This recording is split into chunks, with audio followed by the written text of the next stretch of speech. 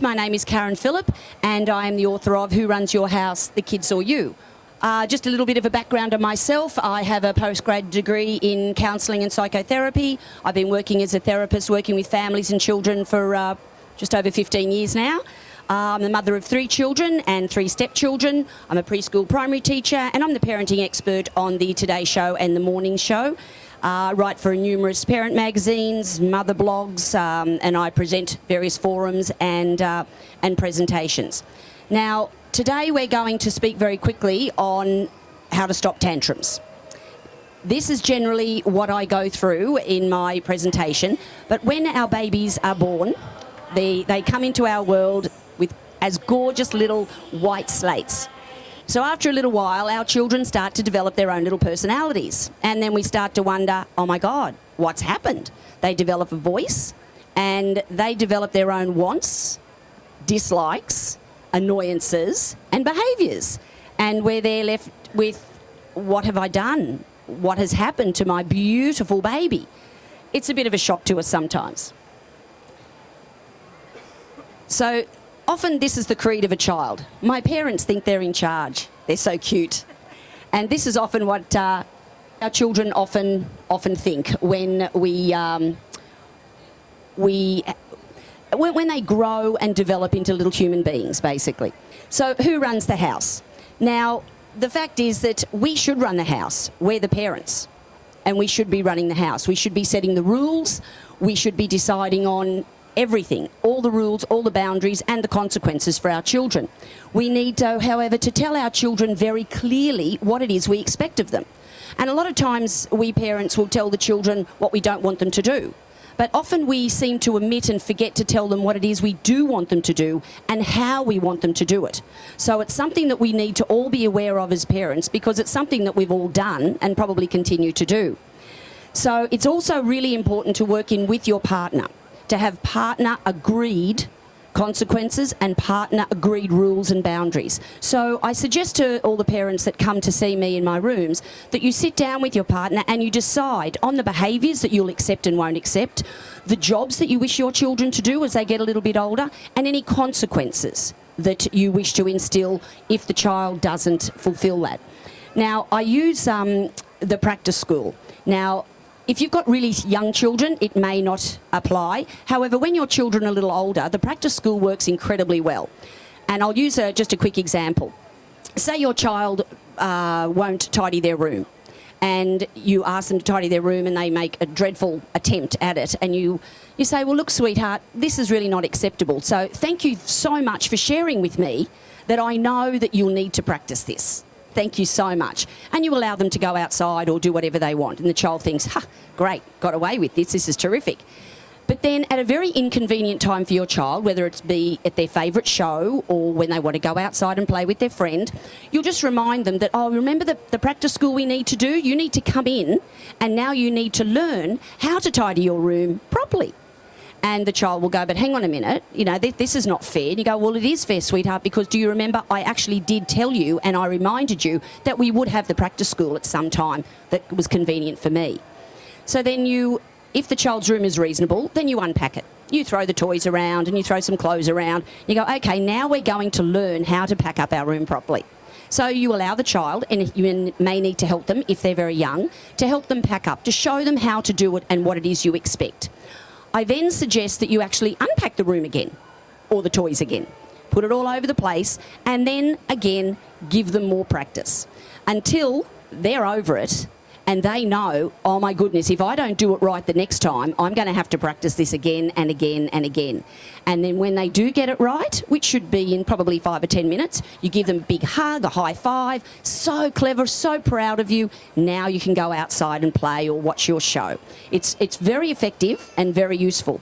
I had a friend that recently did that with her 7-year-old, and his job was to pick up the dog excretions from the backyard.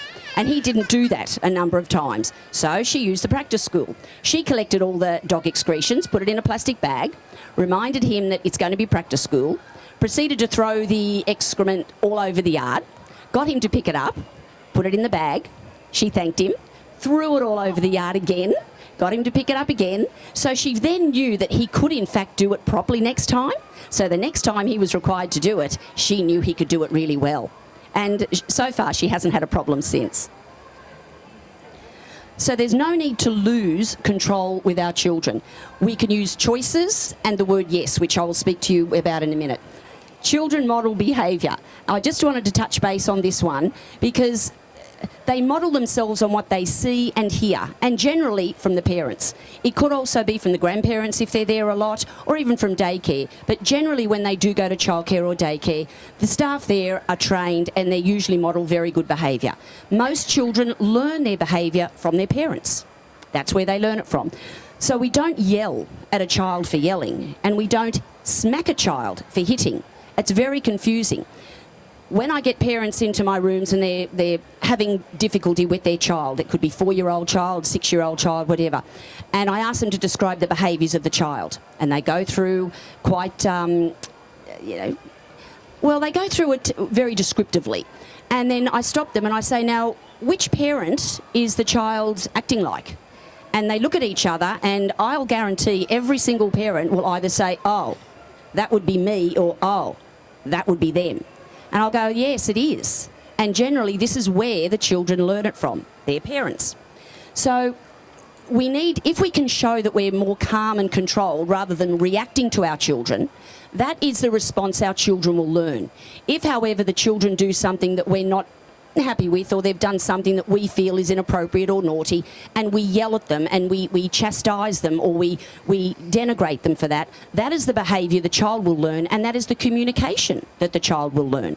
So if we are calm and more controlled, they will learn that type of behaviour from us. All children will lose control sometimes. They're human beings.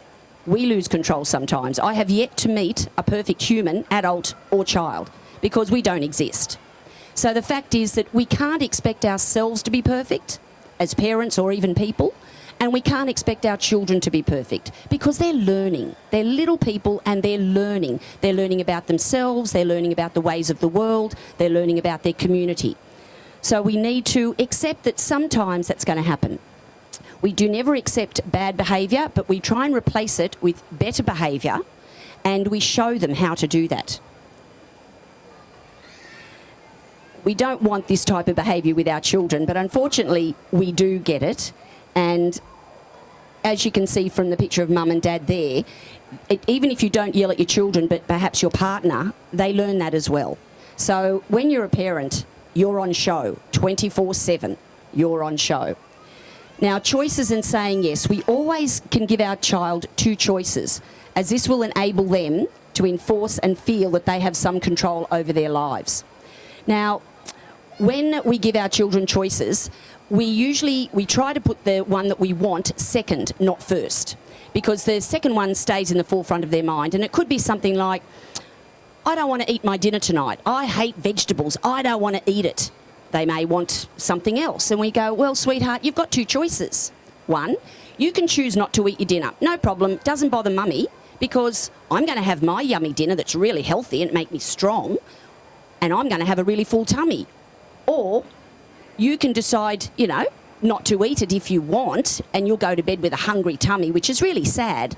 Or you can choose to eat your dinner. You don't have to eat all of it, but you can eat most of your dinner because mummy cooked it and it's very good vegetables or meat or whatever it is you have on their plate. So he's got or she's got 2 choices. One, not to eat their dinner, no arguments, no yelling, no threatening. Just choose yourself. You can either go to bed with a hungry tummy or you can eat your dinner. What would you like to do? 99% of the time, the child will choose what's in their best interest. Simple as that. They're not going to want to generally choose to go to bed hungry because they know they'll be hungry. They may press you on it. They may go, well, I'm not eating it. If I don't have to, I'm not eating it. Not a problem, sweetheart. Off you go. But you'll have to go to bed a bit early tonight because you're not eating dinner. Of course, they're going to come back out and say, I'm starving. I'm going to die unless I get some food. That's okay. There's your dinner. And I saved it for you. Aren't I a nice mummy to save your dinner for you? So if you're hungry, there it is, you can eat it. But we don't give you ice cream. We don't give you custard or yogurt. We will have our dinner. And again, we go back to the choices. And there's 2 of them. The one first that you don't want them to take, well, you can eat it, and if you don't eat it, you'll be hungry. or the second choice we do want them to take, eat this and you'll have a nice full tummy, and then you'll go to bed with a nice full tummy and everything will be good, and you may even get a little bit of ice cream or custard after that. So if we always give them the two choices, then they feel ownership of that. So they feel that they have control, and it's really important for our children to feel that they have some control in their lives, because often when they're little people, they often don't feel that they do. And this is where they react and throw their tantrums, because of the fact that they don't feel that they have any control. When we're out shopping, that's usually the best time that they throw tantrums, yeah? And the first thing I always say is, do not ever give in to the tantrum. Because if we do, and if we say no to the child, and yes, but I want this. No, sweetheart, you're not getting it now. Mummy doesn't have the money. We don't have the time. But I want it, and I want it now. No, I said no. Listen to my words. The child escalates. The parent escalates. The child escalates. People are looking. I'm embarrassed. What do I do? All right, there. Just be quiet. Stop. Child thinks, thank you very much. I've won that battle. So the next time, I'll just go longer and louder, and she'll give in or he'll give in to me. And you know what? Smart little people. They're right. We do. So what I suggest is, when you're out shopping, if the child comes and wants something, and, you know, they tend to want something usually when you're out shopping, as long as it's something small, like perhaps a colouring in book or a little book or a toy car, and they say, I want this, can I have this? I suggest parents say to them, yes, I'll think about that. Doesn't mean you're going to give in to them. It's yes, I'll think about that. Now, as soon as a child hears yes, they think, I've got a chance. I've got a shot at this. Of course, if they hear no, it's like escalating and the war, because what have I got to lose? She's not going to get it for me anyway. But as soon as they hear the word yes, it appeases them and they believe they've got a chance. Now, if during the shopping trip they'll go, yeah, but Mummy or Daddy, you said I can have it. Yes. I did say that you may be able to get it, and you know what, I'm still thinking about that, and I may consider getting it. Let's just see how the rest of the trip goes, the shopping goes, and if you are really good, I might consider getting that for you. And that works beautifully. Now, what I suggest to parents is, the first 2 times you use it, get them the small item. The 3rd time you use it, do not get them the item. The 4th time, you give them the item, and then after that, you can make your own mind up. But that way the child believes that they've got a really good chance of getting it, and because I've got it before. But then on that 3rd time they don't get it. Now if you say, but hang on a minute, won't they throw a tantrum if they don't get it? You never ever give them the decision until right at the end of the trip. And if you say, look, I've decided this time that I won't be getting it right now, but how I might, however, get it next time. I'm still thinking about that. Then that allows the child to think, oh, I'm not real sure. It's not a no. I haven't heard the word no. So maybe I might. It just works well. So use the yes word. Even at home with the children, if they want this or want that, yes, sweetheart, I can hear you want this, and yes, I'm going to think about that. Once they hear yes, it appeases them. If we use the word no, it escalates them. Of course, there will be times, no, do not run across the road. That's completely different. But if it's for something that they want, if it's something that they're demanding, then that's when we try to use the yes word to appease them and get them more onto our side.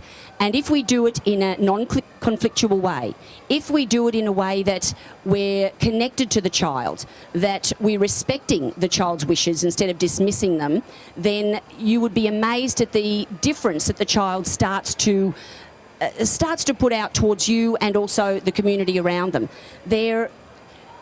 If we continually say no and there's conflict at home, then that's how they're going to react and respond to most all situations. If they want something, they'll grab it, they'll take it, they'll hit somebody, they'll argue with you, they'll yell at you. We don't want that. We don't want conflict in our homes. And you know what? We really don't need conflict in our homes. The whole book that I have written is all about removing conflict out of the home, because we don't want it. And by responding to our children instead of reacting to our children, we can actually lower the conflict, improve their behaviour, and when the child's behaviour is improved, do you know how much easier it is for parents together in a relationship and a couple to get on? Because it's often the behaviours of the child that escalates the difficulties between the parents, and it makes difficulties in their relationship, particularly if one parent feels that you're being too harsh and one parent feels that, you know, you're being too soft. So this is what I said originally. We need to sit down with our partner. We need to have agreed behaviours. So we can't have, say, mum saying, no, I'm going to be the bad guy and I'm going to be firm and I'm going to do this, and dad walks in the door and, oh, look, it's Christmas time and everything is fun, and dad lets them do this and get away with that. Dad plays with them at 8 o'clock at night, revs them all up, and then mum has to settle them down to get them to sleep. And that's not fair, and that is not agreed, and it isn't balanced. So both mum and dad, or mum and her partner, they need to be absolutely on the same page. And if that means writing it down, write it down. And you can go through all of these house rules, if you like, and consequences with a child from the age of about 2.5. They can articulate, they can understand. So from about 2.5 onwards, go through all of those rules that you expect. And also you tell them what it is you do want them to do instead of what you don't. Now, we also find it very important that the children also are aware of the consequences. If you went to work one day and you weren't sure of the consequences and you turned up at 9:30 instead of 9 o'clock, you yelled at some of the customers and the boss called you in and said, hang on a minute, you can't do that. That's not right. If you do that again, I'm gonna fire you. You'd go, well, hang on a minute. What do you mean you're going to fire me? You never told me that. And it's like, well, yeah, I'm going to fire you because you're not supposed to do that. It's the same as if you had a 15-year-old and they got a job at McDonald's and they had a bad day and said, oh, I'm not going to care about making a Big Mac 2 all beef patty, special sauce, lettuce, cheese, pickles, onions on a sesame seed bun. I'm just going to throw a bit of meat and a little bit of lettuce and I'm going to wrap it up and give it to the customer. Well, it'd be like, sorry, son, you're no longer working here because that's not how we do our Big Macs. He said, well, hang on a minute, you never told me that. You just told me that I had to make hamburgers and sell them. You didn't tell me the consequences. You didn't explain how. So we really need to explain to our children how we want them to do things and the consequences if they're not going to do it, if they choose not to do it. And as I said before, I use the example of the bedroom, cleaning up a bedroom. If we just say to our child, look, go in and clean up your room, it is a pigsty. And it doesn't matter if the child's 4 years old or 14 years old for that matter. Go and clean it up. It is an absolute disaster area. And I'm sure most of us have said that to our children more than one occasion. The thing is that your idea of tidying up their room and their idea of tidying up their room could be vastly different, particularly for the younger children. So what I suggest again is tell them, sweetheart, your room is a mess. I need you to pack up all of your blocks and toys and cars and put them in the container and then put that on the shelf. Then can you please pick up your books and put them in the bookcase? And the child does that if they're young. Great. If they're a little older, you can give them more steps at the same time. But the little ones, we need to about 2 or 3 step directives each time. Then they do that. That's terrific. Now, the clothes on the floor, could you please fold them up and pop them in your drawer, sweetheart? Great. Now, the quilt, could you please pull that up? Now, if they're very young, we assist them. We help the child and we demonstrate and we show them exactly what it is we expect. So instead of saying, go and tidy your room, it's a pigsty, we actually show them and demonstrate to them what we mean by tidying up their room. So the child has the full knowledge of what we actually mean by that, so they really understand us. And if they understand us, it's a lot clearer to them and a lot easier for them to do what it is that we ask. And that works the same as behaviours, when they're mixing it with children at daycare or school, if they've been mean, if they're snatching toys, if they're hitting them, if they can't get what they want, all of those things. Instead of saying, don't do that, stop doing that. It's like, darling, if you want something, we need to ask nicely and we need to wait. And if the child doesn't want to give it to you, then perhaps you should go and play with something else. And when you're playing with something else, maybe in a little while you can ask the child to swap with you. So we need to give them the other ideas rather than telling them what we do not want them to do. And when we inform them appropriately and we inform them of ways that we wish them to behave and act, then they tend to do that because what do they want more than anything? Our approval. That's what they're after, our approval.